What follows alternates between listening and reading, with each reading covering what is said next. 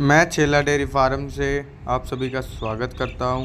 तो सभी भाइयों को राम राम, सत श्री अकाल, जय गौ माता। तो आज हम आप सभी को दिखाने जा रहे हैं अपना डेयरी फार्म पूरा, मतलब कैसे अपना डेयरी फार्म कहाँ पे है।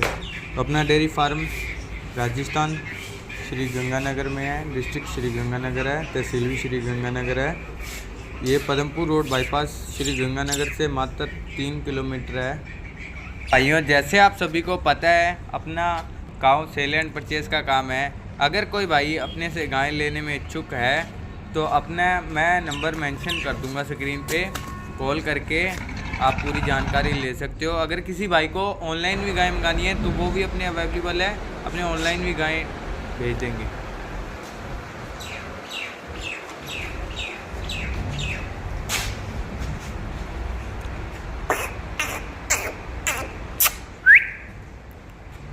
अच्छा।